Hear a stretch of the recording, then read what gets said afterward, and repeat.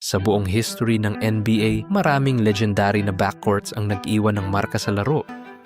Icons tulad ni Kobe Bryant at Derek Fisher, Tony Parker at Manu Ginobili, Isaiah Thomas at Joe Dumars ay ilan lang sa mga duos na nagpakita ng extraordinary talent sa basketball court. Kahit sino na may alam sa basketball ay pamilyar sa mga legends na ito, na ang legacy ay nakatatak na sa history ng sport na umaalingaw-ngaw sa paglipas ng panahon. Pero sa tuktok ng sikat na listahang ito, ang pinakamataas na NBA backcourt ay sina Steph Curry at Klay Thompson ng Golden State Warriors, na mas kilala bilang Splash Brothers. Ang journey nila papunta sa greatness ay parang himala. Kahit na underrate at na-overlook sila dati, tinalo nila ang expectations dahil sa matinding will at determination at naging perfect example sila ng excellence. Hindi makakalimutan ang mga na-achieve nila at yung mga swerteng nakapanood sa kanila ay ipapasa ang kwento nila mula sa iba't ibang henerasyon. Ito ang kwento nila. He has Curry and the moves to Thompson. Steph Curry for two. That won't go. Rebound right back out. Thompson a good look. Nails the three. Great. Oh, come on, man. Are you kidding me? Seriously, man. Come on, man. May quote na nagsasabing, "The night is darkest just before the dawn." At pagdating sa kwento ng Splash Brothers at sa pag-angat ng Golden State Warriors, ang pinakamagaling na dynasty sa modern NBA, ito ang pinakatotoo. Para mas ma-appreciate at maintindihan ang kwentong ito, balikan muna natin ang nakaraan. What a story this has been. Underdogs all the way. The Warriors have done it. The Golden State Warriors have just won the NBA championship. Ang 1975 ay isa sa pinaka-remarkable na taon sa history ng Warriors. Kapag napupunta ang usapan sa basketball sa greatest NBA Finals upsets, palaging nababanggit ang taong ito. Sa isang matinding display ng determination at skill, nakapasok si Rick Barry at ang underdog na Warriors team sa 1975 NBA Finals at nasweep nila ang Washington Bullets, isang powerhouse na team na puno ng established stars at pinangungunahan ng dalawang future Hall of Famers. Against all odds at contrary sa mga predictions ng experts na madaling tatapakan ng Bullets ang Warriors, gumawa ng history sina Barry at ang kanyang team. Nakakalungkot lang, yun na ang naging huling golden year ng Warriors sa loob ng ilang dekada habang unti-unting lumubog sa anino ang team. Sa paglipas ng mga taon, may mga panandaliang moments tulad ng 51-point explosion ni Sleepy Floyd kalaban ang 1987 Lakers, arguably ang pinakamagaling na Showtime Lakers squad na nabuo, o yung early 90s run ng TMC era na tinawag ng ilan na birth of small ball. Pero for the most part, nanatili sa labas ng championship contention ng Warriors. Nagbigay ng pag-asa ang We Believe Warriors sa buong San Francisco nang maging first 8 seed team sila na tumalo sa number 1 seed simula nung naging best of 7 ang first round. At sobrang nakaka-excite na show yun. Davis to go one-on-one, get into the lane. Here's Davis. Unfortunately, mabilis lang nawala ang We Believe Warriors era dahil sa tinatawag ng maraming fans na Winter of Cohen. At sa pamumuno ni Robert Rowell, bumagsak sa despair ang franchise nang itrade nila ang fan favorite na si Jason Richardson at hinayaan lang nilang umalis si Baron Davis na nagdulot ng anino sa organization. Dahil sa nangyaring ito, bumagsak ang Warriors mula sa pagiging bright spot sa NBA landscape papunta sa kailaliman ng basketball purgatory. Naging malungkot na panahon ito para sa Warriors fans na nagtiis sa nakakadismayang 29-win season noong 2009. Pero tulad nga ng sinabi ko kanina, sumasalamin sa kasabihang, "The night is darkest just before the dawn." Pagkatapos ng mapait na 29-win season noong 2009, isang malaking pagbabago ang paparating. With the 7th pick in the 2009 NBA Draft, the Golden State Warriors select Stephen Curry from Davidson College. Kahit ayaw niya sanang madraft sa Warriors at tumanggi siyang sumali sa kahit anong workouts o visits, nag-take ng malaking sugal ang Golden State sa 2009 NBA Draft sa Madison Square Garden nung kinuha nila ang 6'3" guard galing Davidson, isang desisyon na magiging pinakamahalaga sa history ng franchise. This is maybe the premier shooter I've ever seen in my life. Simula pa lang nung rookie year niya, makikita mo nang magiging special si Steph. By Morrow again. Curry three. Oh no! Curry was a career high 34 and 7 threes. 7 of 10. Ang second most significant moment sa history ng Warriors franchise ay nangyari pagkatapos lang ng 2 taon. Isang 30-minute drive lang mula sa Madison Square Garden papunta sa Prudential Center sa New Jersey. Ito ang nangyari. With the 11th pick in the 2011 NBA Draft, the Golden State Warriors select Klay Thompson from Washington State University. Ito ang naging simula ng isang extraordinary na bagay. Isang bagay na hindi lang magre-revolutionize sa Warriors franchise, kundi pati na rin sa buong landscape ng basketball. Klay Thompson. Turn around. Smooth. Nung time na yun, walang nakapag-predict sa laki ng mga mangyayari. Kahit sina Steph at Klay mismo. Paano nga ba nila malalaman? Hindi nga sila masyadong nag-uusap noon eh. I don't think me and Steph said a word to each other the first year, to be honest. Like, Pero kahit tahimik sila nung una, maraming parehas na traits sina Steph at Klay. Nung early years nila, pareho silang tahimik at mas gusto nilang laro lang nila sa court ang magsalita para sa kanila. Hindi rin naman talaga sila nag-iisa. Nakahanap si Steph ng kasama at family life nung kinasal siya noong 2011. Pinalibutan niya ang sarili niya ng mga mahal sa buhay. Si Klay naman, nagka-loyal English Bulldog na pinangalan ng Rocco noong taon din na yon at laging sinisiguro na kasama niya ang best friend niya. Yep. I know we don't get to hang out much outside the practice and games, but you got your dog, I got my family and all that stuff. But Isa pang passion na pareho sila ay ang walang sawa nilang hilig sa pag-shoot ng bola.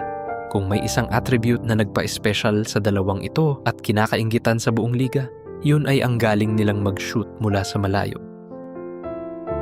Kahit lahat ay sang-ayon na si Steph na siguro ang greatest shooter na nakita sa NBA, ang debate sa mga teammates nila ay medyo mas malalim. So people was like, who's a better shooter, Steph or Klay? And I was like, it depends on if Klay wants to go play with his dog or not. Mukhang tadhana mismo ng basketball gods ang pagsasama ni na Steph at Klay na parang nag-intervene pa ang celestial forces para lang mangyari ito. I mean, isipin nyo na lang ang mga nangyari. Kahit na draft ng Warriors ang cornerstone ng future nila, muntik nang mawala ang Magic bago pa ito magkaroon ng chance lumago. Noong 2011, halimbawa, pagkatapos lang sumali ni Klay sa team, muntik nang itrade ng former Warriors GM na si Bob Myers sina Klay at Steph sa Hornets para kay Chris Paul. Mabuti na lang para sa Golden State. Sinabi ni Paul na hindi siya magre-resign long-term, kaya na-cancel ang deal. Tapos noong 2012, muntik ding ma-trade si Steph Curry sa Milwaukee. Mabuti na lang ulit ang pag-aalala ng medical team ng Milwaukee sa durability ng ankle niya ang pumigil sa trade. Hindi nagtagal pagkatapos niyan, isang potential trade uli ang nagbanta na ipadala si Klay sa Minnesota kapalit ni Kevin Love. Sa pagkakataong ito, ang legendary late great Jerry West, the Logo, ang nagligtas sa sitwasyon ng takutin niyang aalis siya sa Warriors kung itutuloy nila ang trade. Kaya, dahil sa pag-ayaw ni Chris Paul na mag-commit sa Golden State, sa duda ng mga doktor ng Milwaukee sa ankle ni Steph, at sa magandang judgment ni Jerry West, nagkaroon ng chance na lumago at mamukadkad ang remarkable duo na ito sa isang extraordinary na bagay. Easy 2-for-1 opportunity. And there's the freebie. And Steph drops in a three. Ang larong pinapanood nyo ay nangyari noong December 21st of 2012 at kung nagtataka kayo kung bakit ko pinapakita ang specific game na ito, hindi lang dahil nagsanib puwersa sina Curry at Klay para sa 7 out of 11 shots sa 3-point line sa loob lang ng 2 quarters, kundi dahil sa tweet na ito na lumabas nung halftime. Kung iniisip mo ang ibig sabihin ng message na ito, ipapaliwanag ko sa'yo. Ang mismong tweet na ito ang nag-mark ng official birth ng Splash Brothers. Simula sa moment na yun, nakahanda na sina Steph Curry at Klay Thompson na iangat ang Warriors sa level na hindi pa nangyayari dati. However, bago nila marating ang tuktok, nakaharap sila sa maraming skeptics at doubters. Ernest, I have said the exact same thing for 16 years here. I don't like jump shooting teams. I don't think you can win the championship beating good teams shooting jumpers.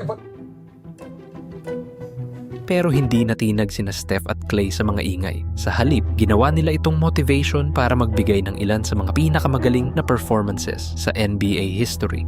Isipin nyo ito, ang NBA record para sa pinakamaraming 3-pointers sa isang game ay 12 na nagawa ni Kobe Bryant noong 2003 at tinapatan ni Donyell Marshall noong 2005. Tumagal ang mga records na ito ng higit isang dekada hanggang sa basagin ito ni Steph noong 2016 gamit ang 13 3-pointers. He knows where he is. As Curry hit another three for the record. Tapos, nang isipin ng basketball world na tatagal ang record na ito ng maraming taon, binasag naman ito uli ni Klay Thompson nang makashoot siya ng 14 3-pointers noong 2018. History. He got it. 14 threes in a game. Has never been done until tonight. Sa mga pinaka-nakakabaliw nilang performances, ang pinaka-highlight ng kanilang individual regular season achievements ay nang mag-combine sila para sa 78 points kalaban si Kevin Durant, Russell Westbrook at ang OKC Thunder. Ang overtime spectacle na ito ay pinakita lalo ng jaw-dropping shot ni Steph na halos galing pa sa parking lot na na-shoot niya nang may natitira na lang na fractions of a second sa orasan. I'm out. Decide not to use it. Curry way downtown. Bang! Bang! Oh, what a shot from Curry! Hindi lang diyan natatapos ang listahan ng mga historic performances nila. Ang nakakabaliw na 37 points ni Klay sa isang quarter, ang 54-point masterpiece ni Steph sa Garden, ang explosive 60 points ni Klay sa 3 quarters kalaban ng Indiana, at ang clutch 50-point game ni Steph sa Game 7 panalo laban sa Sacramento ay lahat patunay sa dominance nila. Bukod pa rito, ang pivotal Game 6 ni Klay kalaban ng OKC at ang Game 4 ni Steph kalaban ng Boston ay lalong nagpakita ng extraordinary talents nila at ang mahalagang roles nila sa mga crucial matchups. Ang katalog ng mga individual achievements ng dalawang stars na ito ay sobrang haba kaya pwede nitong punuin ang buong video at malinaw na ang respeto nila sa isa't isa ay kapantay ng dami ng mga na-achieve nila. Teammate is Klay Thompson. He's one of a kind. I know that term gets thrown around a lot, but his humility, the way he enjoys life, selflessness. Pagdating naman kay Klay, heto ang opinion niya kay Steph. Well, I've admired Steph long before he was a Warrior. When he was at Davidson, I was a fan. I went and saw him play at the Honda Center in Anaheim against UCLA. And I was amazed by his skill and his ability. And then to be drafted with the Warriors and be his two guard for as long as I have been, it's been nothing short of amazing. Ang best regular season sa history ng NBA, ang pagpigil sa pagtatangka ni LeBron na malampasan si Michael Jordan sa dami ng championships at ang pagtalo kay LeBron ng sobrang lala na naging dahilan ng pag-alis niya sa Cleveland ay ilan lang sa mga tagumpay na naabot ng Splash Brothers. Gaya ng sinabi ko kanina, walang iisang video ang kayang bumuo sa lahat ng nagawa nila ng magkasama. Ang playing style at ni Steph at Klay ay nag-set ng bagong standard sa liga. At naging blueprint ito na sinubukan kopyahin ng maraming teams sa paglipas ng panahon. Pero na-realize agad nila na kahit pwedeng gayahin, ang pag-duplicate sa unique magic ng Splash Brothers ay isang ibang usapan na. The NBA feels like it's a copycat league nowadays. You know, when the Warriors were on their run, you saw teams across the league trying to mimic that model, didn't necessarily have the personnel to fit that. Nakakalungkot lang, bawat kwento ay may katapusan. At para sa Splash Brothers, lumabas ang mga sign ng papalapit na pagtatapos noong Game 6 ng 2019 NBA Finals nung nagka-ACL tear si Klay. Isang moment na nagbigay babala sa mga susunod na problema. Thompson running the floor and a foul. And Thompson grabs his left knee. Diring-diri si Steph Curry sa sarili niya dahil sa pinasa niya at sobrang pinagsisihan niya na sana pwedeng ulitin ang play na yun. Steph Curry was really saddened, and it had nothing to do with losing. Pagkatapos, Si Clay, bilang isang totoong warrior, ay bumalik sa court na may torn ACL para i-shoot ang dalawang crucial free throws para bigyan ng konting pag-asa ang Warriors na i-extend ang series sa Game 7. However, may ibang plano ang tadhana at hindi talaga para sa kanila ang taon na yun. Pagkatapos ng finals loss na yun, dumating ang 2020, isang abnormal na taon para sa Warriors. He closed out on a shooting hand side. Steph Curry with a lot of contact. Pagkatapos mag-dominate sa NBA landscape sa loob ng 5 taon kasama ang Splash Brothers, na-injure ang dalawang legends at napunta ang organization sa pinakailalim ng liga kasama ang mga bagong players. Mas gusto kong isipin na isa itong sabbatical, isang maikling pahinga sa kanilang journey. Inaasahan na ang 2021 ang magiging comeback ng dynamic duo, pero saktong pag-recover ni Clay sa ACL injury niya, na-rupture naman ang Achilles niya, isang nakakadurog na setback. Para kay Steph, sobrang nakakapanghina ito. To get that call was a gut punch for sure. A lot of tears, a lot of you don't really know what to say because a guy like that having to go through 2 pretty serious rehabs now. Para kay Clay naman, mas nakakadurog ng puso ang sitwasyon. Para sa isang taong mahal ang laro nang higit pa sa kaya nating ma-imagine, ang mapilitang manood na lang sa gilid ay mas masakit pa kaysa sa mga injuries mismo. Kahit hindi siya nakakapaglaro, kinuha ni Clay ang lahat ng chance para suportahan ang kapwa niya, Splash Brother at ang team. Steph, what's going on, man? I haven't seen you in a while. What's up, my guy? Okay. Pero ang 2022 ay naging turning point. Inayos ni Clay ang rehab niya ng mabuti. Nag-reach out pa nga siya kay Kevin Durant para humingi ng advice pagkatapos makita ang successful comeback ng dati niyang teammate mula sa parehas na Achilles injury. At nagbunga lahat ito. Noong January 9, 2022, pagkalipas ng 942 days, nag-reunite sa court sina Clay at Steph, nagkasama uli sa hardwood sa isang moment na naging celebration at sobrang symbolic. He's back! And now, in his 11th NBA season out of Washington State University, number 11, Klay Thompson! Isa sa mga unang laro ni Clay, hindi lang nagpa-excite sa Warriors fans sa buong mundo, kundi nagpakaba rin sa lahat. Thompson just the 2 points, nifty dribbling, exploding to the rim! Klay Thompson! Ang isiping magdadang uli si Clay ay sapat na para magbigay ng anxiety sa lahat. Wala nang may gustong makita siyang mag-risk ng ganun uli. Pero si Steph, hindi bothered. Sa katunayan, siya ang pinaka-hyper sa buong arena. Tumatalon na parang bata tuwing Pasko. Ibig kong sabihin, nakatanggap siya ng mahiwagang regalo na hindi mabibili ng pera. Ang pagbabalik ng kanyang Splash Brother. Nakakalungkot para sa Warriors fans, hindi na ito ang Klay Thompson ng mga nakaraang taon. Pagkatapos ma-injure ng malala ng 2 beses at pumasok sa kanyang 30s, isang crossroad na madalas magmarka ng paghina ng mga basketball players, halata na hindi na si Klay yung former player. Kahit nandun pa rin ang husay niya sa pag-shoot, ang kakayahan niyang sumingit sa depensa galing sa dribble at yung kanyang All-NBA defense ay humina na. Pero hindi sumuko si number 11, ibinuhos niya ang lahat ng kaya niya at higit pa sa laro niya. Tingnan niyo na lang, for example, ang 2022 NBA Finals. Pagkatapos ng matinding laro ni Steph sa Game 4, sobrang pagod na ang chef para ulitin yung ganong intensity para sa Game 5. Mabuti na lang hindi na niya kailangan. Klay Thompson, na madalas ma-underappreciate sa mga nagdaang taon para sa contributions niya, ay nag-step up ng malala sa decisive Game 5 na yon. Isang game kung saan ang mananalo ay kadalasang nakukuha rin ang series over 80% of the time. Naging clutch si Klay sa larong yon, nakashoot ng 5 out of 11 sa 3-point line at naging malaking susi para makuha ang panalo na naglagay sa kanila sa landas papunta sa championship number 4. Nakuha uli ng Splash Brothers ang trono nila sa tuktok ng NBA World.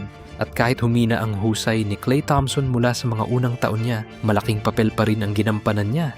Ang moment na ito ang nagdala uli sa kanila sa tuktok ng basketball world at nagpatunay na sila ang greatest backcourt sa history ng NBA. You about to get a bag, about to get it back. Pagkatapos manalo ng championship na yun, pumasok ang mga malalaking contracts para sa organization kung saan ang mga teammates nilang sina Poole at Wiggins ay parehong nakakuha ng extensions na nagkakahalaga ng $100 million dahil sa mga ginawa nila noong playoff run na may mga mahahalagang game-changing moments. Galing sa kanila, deserve nila yun. Pero yung mga contracts na yun ay hindi naging okay para kay Thompson, lalo na nung dumating ang time para sa sarili niyang contract negotiations. Sa mga sumunod na taon, may mga tensions na nangyari sa paligid ni Klay. Kahit sinubukan itago ng Warriors organization ang mga issues, halata ang frustration niya sa court. Ang mga maling shot selection at bad mood niya ay senyales na nakakaapekto na ang hindi pagbigay ng team sa mga demands niya.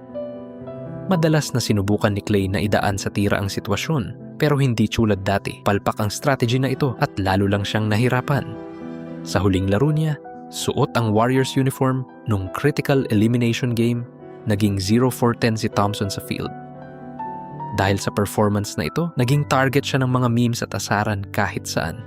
Pero ang totoo, off day lang talaga ang game na yon para sa buong Warriors team habang nilaro naman ng Kings ang best game nila. Kahit nakapag-shoot pa ng sobrang galing si Klay, tamaan man niya ang 70 or 80% ng shot niya, malamang ganun pa rin ang mangyayari.